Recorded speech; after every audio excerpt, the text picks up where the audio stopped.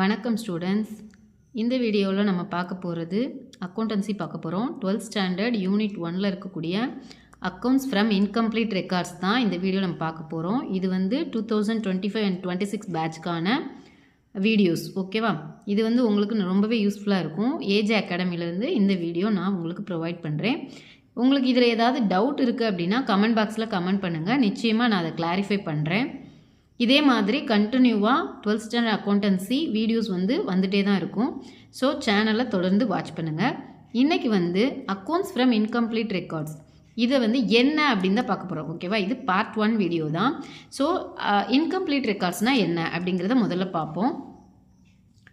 As per Companies Act 2013 section 128 subsection 1 இதன்படி all companies must maintain accounting records. இந்த act படி எல்லா கம்பெனியுமே கட்டாயமாக அக்கௌண்டிங் ரெக்கார்ட்ஸை மெயின்டைன் பண்ணணும் அப்படின்னு சொல்லிட்டு கவர்மெண்ட் சொல்கிறாங்க. ஓகேவா?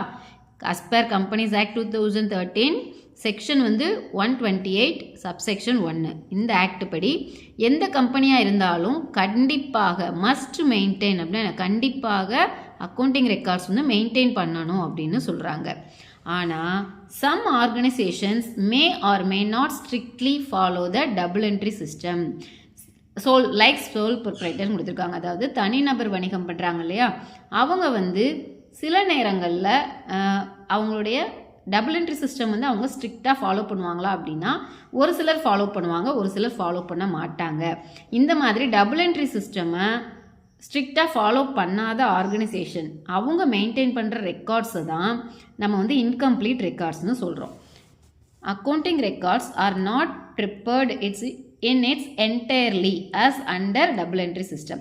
டபுள் என்ட்ரி சிஸ்டத்துக்கு கீழே நீங்கள் அக்கௌண்டிங் ரெக்கார்ட்ஸ் மெயின்டைன் பண்ணலை அப்படின்னா அதை தான் இன்கம்ப்ளீட் ரெக்கார்ட்ஸ்னு சொல்கிறோம். ஃப்ரெண்ட்ஸ், உங்களுக்கு இப்போ இன்கம்ப்ளீட் ரெக்கார்ட்ஸ் அப்படின்னா என்ன அப்படிங்கிறது உங்களுக்கு புரிஞ்சிருக்கும்.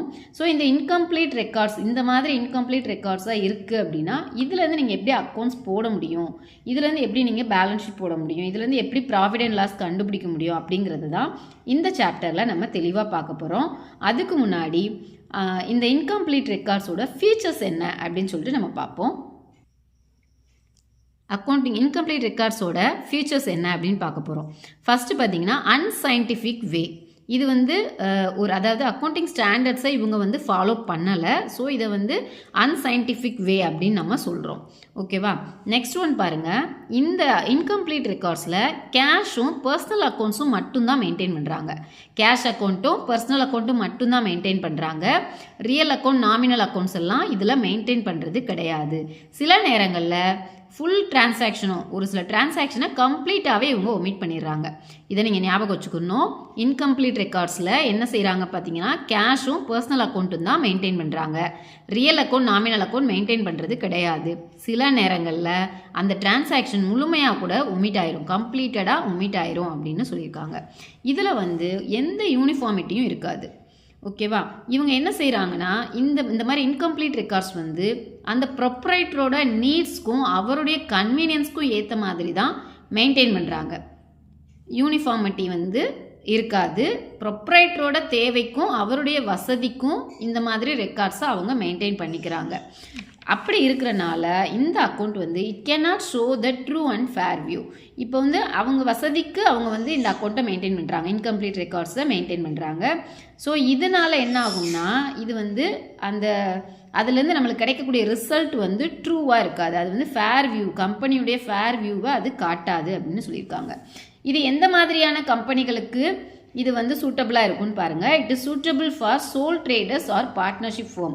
அதாவது ரிஜிஸ்டர் பண்ணாமல் இருப்பாங்க இல்லையா, கம்பெனிஸ் ஆக்டின் கீழ் ரிஜிஸ்டர் பண்ணாமல் இருக்கக்கூடிய இந்த மாதிரியான ஆர்கனைசேஷனுக்கு இது கொஞ்சம் சூட்டபிளாக இருக்கும் அப்படின்னு சொல்லியிருக்காங்க. இதில் இன்னொரு ஒரு ட்ராபேக் இருக்குது. அது என்னன்னு பார்த்தீங்கன்னா ஓனர்ஸோட பர்சனல் டிரான்சாக்ஷன் என்ன ஆகும்னா பிஸ்னஸ் டிரான்சாக்ஷனோட மிக்ஸ் ஆகிடும். அப்போ பர்சனல் டிரான்சாக்ஷனும் பிஸ்னஸ் டிரான்சாக்ஷனும் மிக்ஸ் ஆகி இருக்கக்கூடியதை இன்கம்ப்ளீட் ரெக்கார்ட்ஸ்னு சொல்கிறோம். ஸோ இன்கம்ப்ளீட் ரெக்கார்ட்ஸ்க்கு இருக்கக்கூடிய ஃபீச்சர்ஸ் என்னென்ன அப்படிங்கிறதையும் நம்ம இந்த வீடியோவில் பார்த்துருக்குறோம்.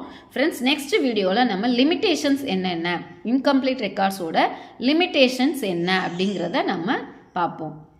தேங்க்யூ ஃபார் வாட்சிங்.